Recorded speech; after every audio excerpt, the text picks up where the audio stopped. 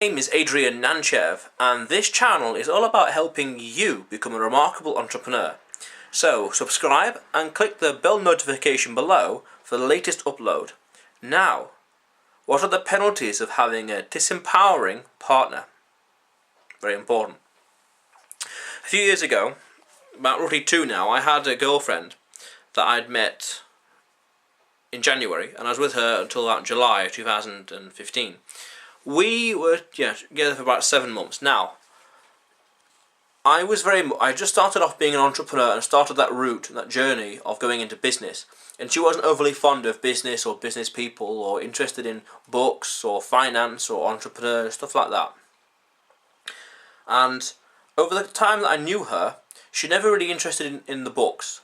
And I had started a business back then which sold video games, and I had told her that I was doing this, and she said that one of her friends was in video games, and I thought, really, it's like developing games or making games, but no. He was like a 31-year-old virgin that sat around all day playing video games. Needless to say that her circle of friends was rather pathetic. She was like down here when I met her, and I was like up here when I met her, but when I left her, I was way up here. I had grown, I had developed, I had changed. I encouraged her to read Rich Dad Poor Dad, which is right here actually, somewhere just here. I encouraged her to read it. She never did read it, but I shared some of the basic principles with her.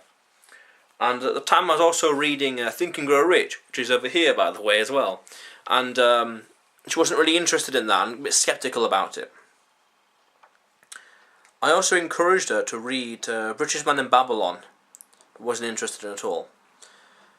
There was a time when we were at the Waterstones or Barnes & Noble in the States, and I was showing her a book called How to Speak Money by John Lancaster. Essentially a glossary, a book on a dictionary on different financial phrases.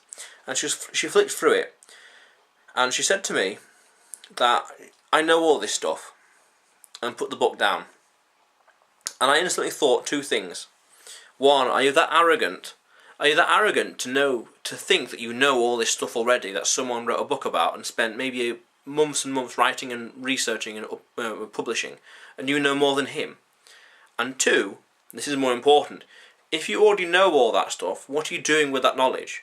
And that's very important to ask, even myself today, and even to ask you today as well. If you already know all this stuff, I've read all that book, okay, how are you applying it? What are you doing with it? And this is something that she failed at. I didn't ask her this, but it was in my mind. And she knew all this stuff but wasn't doing anything with it. And there was another time when we had this like corkscrew in the kitchen. It was made of plastic. And she was talking about how the companies make it cheap materials, make it out of cheap materials, but sell it just as expensive to increase their profit margin. And it's like, well, no, that's more a case of shrinkflation, where the product, to maintain the price, the purchasing power of your currency, and to maintain the same price of it, they would use a cheaper material. Otherwise, the inflation would erode the purchasing power, and you wouldn't be able to afford it if it maintained the same quality of material and the same standard of craftsmanship. So it's more of a shrinkflation. But I never really argued. Needless to say, the relationship didn't really go far. We're too incompatible, and this is important. When you're in a relationship with someone, you have got to be compatible with them. Robert Kiyosaki, the guy behind Rich Dad Poor Dad, talked about the cash flow quadrants, the E, S, B, and I. She was definitely an E, and I was definitely a B. B is businessman, I is investor, S is specialist, E is employee. Now, he also said that you don't want to don't want to date people that are in the opposite quadrant.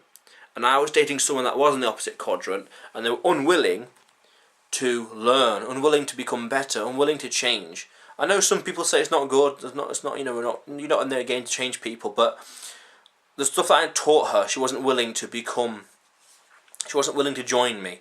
She wasn't willing or able to have introspection to say, I've done stuff wrong in my life. She was very negative, blamed a lot of other stuff, a lot of her failings and shortcomings on other people in her life.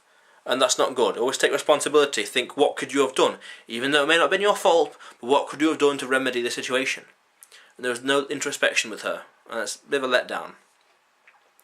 So you don't want to date someone and be with someone who's opposite quadrant, because the the priorities, the attention, what you do with your time is different. It's almost incompatible.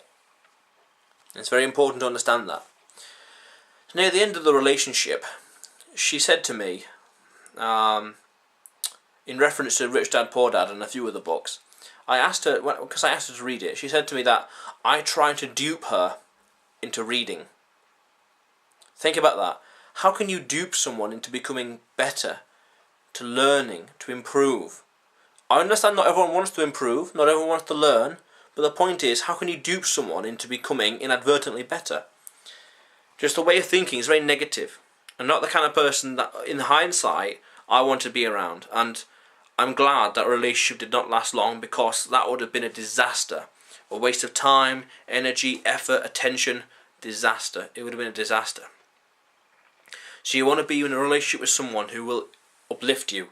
Someone that you have same priorities with, not just in money and in business and finance, but in the future as well. I look for two things now when I'm looking for a girlfriend. Similar priorities. They got priorities with money and business and ambition in life. Another thing is motherly. Does she have potential to start a family with her in the future? Children, stuff like that, and grandchildren. Long term. There's no point in being with someone if it's not for marriage. Long term kind of stuff. So she was not empowering, and her friends were absolute losers. You are the average of the 5 people you hang around with. Don't forget that. And if you hang around with idiots, you're going to be an idiot. If you hang around with 5 idiots, you're going to be the 6th idiot. If you hang around with 5 millionaires, you're going to be the 6th millionaire. You hang around with 5 billionaires, you're going to be the 6th billionaire. If you hang around with 5 smart people, you're going to be the 6th smart person. Exactly that. Careful who you associate with, and don't be with someone who's going to drag you down. Very important. I'm glad it was only 7 months. If it was any longer, that relationship would have been a disaster. But if this is your first time to the channel, however, subscribe, because this channel is all about helping you become a remarkable entrepreneur. So click the subscribe button and press the bell notification for the latest uploads, and you'll see me again soon. How cool is that?